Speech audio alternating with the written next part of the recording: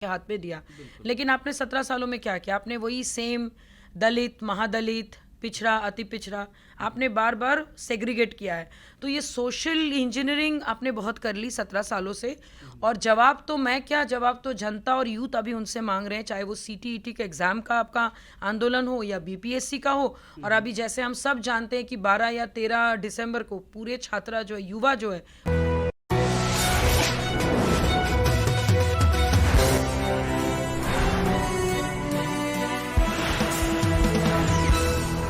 लोग विशाल और आप देख रहे हैं बिग न्यूज़ 9। चूँकि बिहार की राजनीति अपने आप में एक अलग ही रंग लेकर के आती है और अलग अलग समय में अलग अलग तरह की चीज़ें सामने देखने को मिलती है।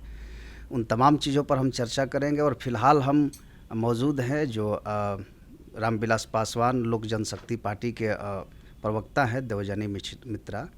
इनसे हम बात करेंगे और समझेंगे कि किस तरह की राजनीतिक हालात बनी हुई है और क्या सिचुएशन। बहुत बहुत स्वागत है देवयानी जी नमस्कार। बाकी चीज़ों पर हम बाद में आएंगे, लेकिन सबसे पहला ये सवाल है कि क्या चिराग पासवान आपकी पार्टी जो लोजपा रामविलास है ये एनडीए गठबंधन में है या नहीं है?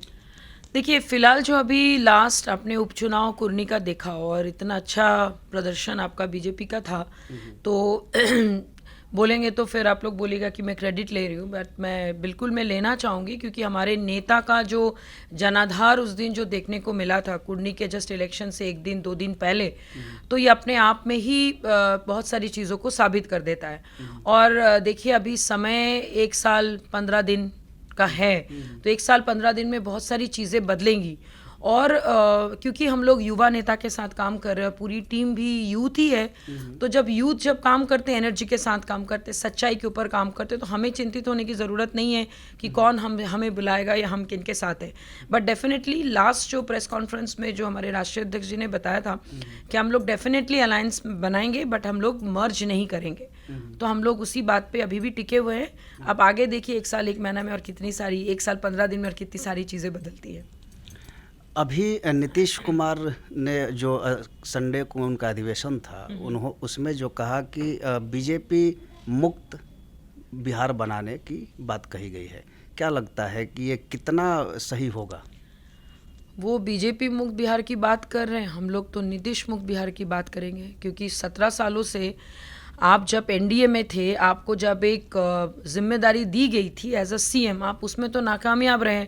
मान लीजिए मैं अगर आपको कोई जिम्मेदारी देती हूँ तो मैं 100% आपके ऊपर ट्रस्ट करके बिहार का बागडोर आपके हाथ में दिया, लेकिन आपने 17 सालों में क्या किया? आपने वही सेम दलित, महादलित, पिछड़ा, अति पिछड़ा, आपने बार बार सेग्रीगेट किया है।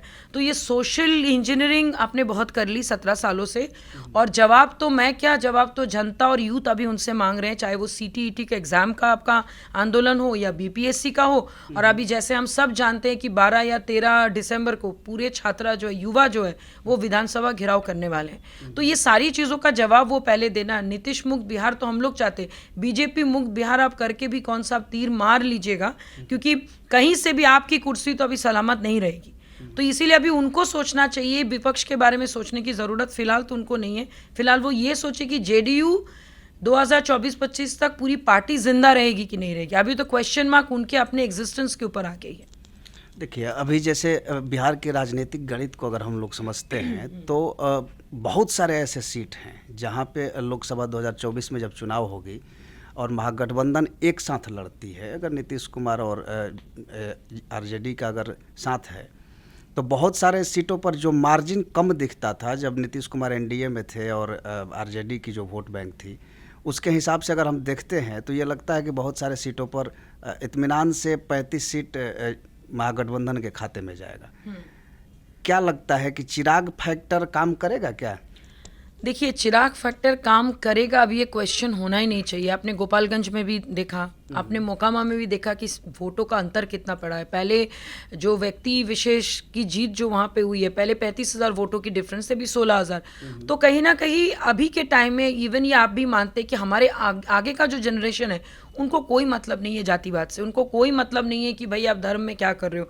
अभी का समय आ गया है कि भाई एकजुट होकर काम करना है, विकास की नीति करनी है। तो डेफिनेटली चिराग फैक्टर क्या, चिराग मॉडल, जैसे हमेशा ऑनरेबल सीएम हमेशा बोलते रहते हैं कि चिराग मॉडल, तो चाहे वो फैक्टर बोलिए मॉडल बोलिए, डेफिनेटली काम करेगा, नहीं काम कर रहा है।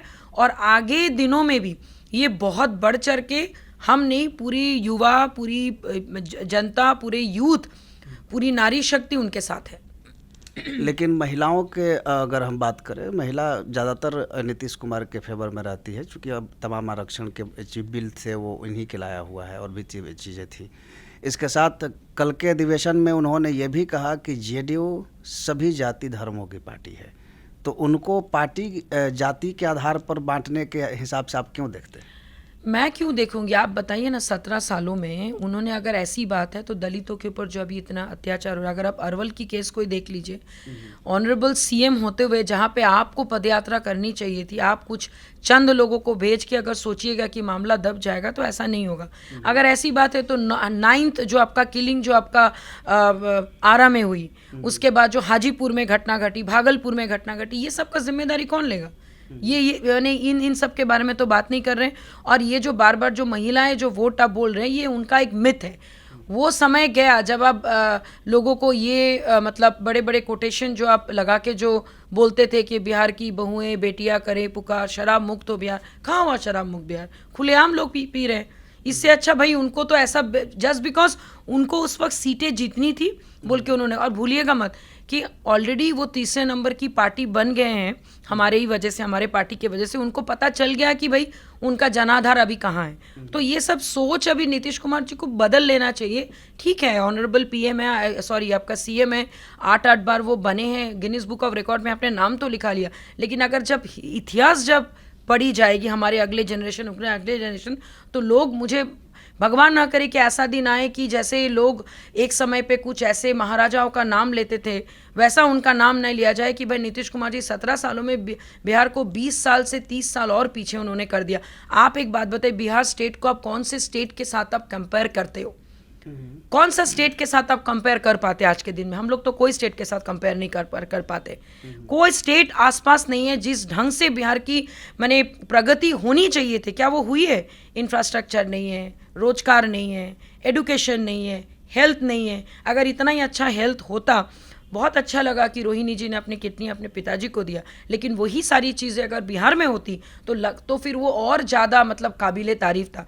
हमारे पूरे देश के पॉपुलेशन से भी आधा कम पॉपुलेशन वाले आप एक देश में जाके आप किडनी ट्रांसफर कराते हो और आप सोचते हो कि हम लोग उस चीज़ का साथ दें, तो ऐसा नहीं होता। अभी जैसे आप तमाम मुद्दों पर आप कह रहे थे, लेकिन नीतीश कुमार ने यह भी कहा कि हम मेन फ्रंट हैं, हमें थर्ड फ्रंट और सेकंड फ्रंट बनाने की ज़रूरत नहीं है। और 2024 में पूरे देश में, इनफैक्ट केसी त्यागी जो उनके प्रभारी हैं वो भी कह रहे थे कि पूरे देश में बीजेपी हमारे संपर्क में है और ये धीरे धीरे टूटना शुरू होगा। क्या लगता है? अरे ये सब अटकलें उनकी अच्छी बात है। मैंने कुछ चीज़ें, अगर वो ऐसा सोच रहे हैं तो मैं बता दूं, ये टोटली मिथ है। ये अलग बात है कि ऊपर लोग बोल शायद दे रहे हैं, लेकिन जब वोटिंग होगी, अगर इतना ही बात है तो फिर कुर्नी जैसे जगह से जेडीयू के इतने क्लोज एसोसिएट मनोज कुशवाहा जी बहुत क्लोज है हमारे ऑनरेबल सीएम के, तो क्यों नहीं जीते? क्योंकि उनको ना पासी समाज का वोट मिला, ना आपके भूमियार समाज का वोट उतना मिला। अच्छी बात है कि आपने कुछ वोट आपने बटोर ज़रूर लिए, लेकिन अगर मैं बात करूं कि मैंने जीतने वाली बात या फिर एक जो संख्या उनको, और जिस ढंग से उन्होंने बोली थी कि सब कुछ ठीक हो जाएगा, हम लोग तो ये कर ही रहे हैं, विकास कर ही रहे हैं, 10 लाख नौकरी दे रहे हैं, नौकरी वाला भी इतना बड़ा स्कैम आप देख रहे हैं, तो धीरे धीरे उनका भी जो ये भरोसा है अपने आप पर, जो वो कहते हैं ना कि लोगों की आपको सुननी नहीं है, आपको अपनी बातें करनी है, तो आजकल वो वही कर रहे हैं। और उनकी खुद ही के पार्टी में आपका यूनिटी नहीं है। कभी आरजेडी के नेता बोल देते कि हमें नीतीश कुमार से वो चाहिए, रेजिग्नेशन चाहिए, कभी उनके पार्टी के वो आके बोलते कि हमें इसके बारे में बात ही नहीं करना है। आजकल तो कोई भी डिबेट में आपके जेडीयू के प्रवक्ता के बात तक नहीं करते हैं, तो इसी से बहुत सारी चीज़ें क्लियर हो जाती है। एक आखिर में ये सवाल सीधा सा, क्या बिहार में शराबबंदी खत्म कर देनी चाहिए?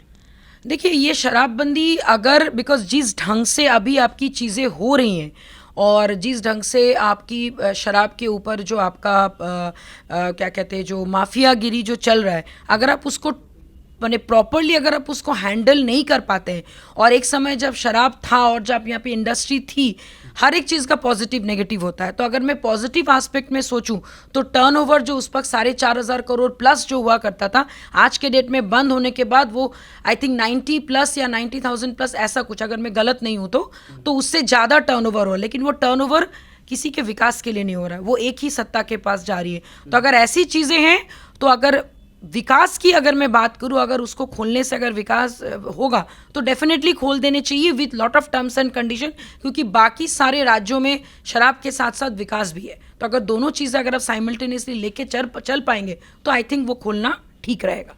बहुत बहुत धन्यवाद। Thank you. तो हमारे साथ थी देवजनी मित्रा, और ये लोक जनशक्ति पार्टी रामविलास की प्रवक्ता है, और इन्होंने अपनी बातों को रखा। फिलहाल बिहार की राजनीति में और भी चीज़ शेष है, और उसको लगातार हम देते रहेंगे। आप देखते रहिए बिग न्यूज़ 9 और बने रहिए हमारे साथ। नमस्कार।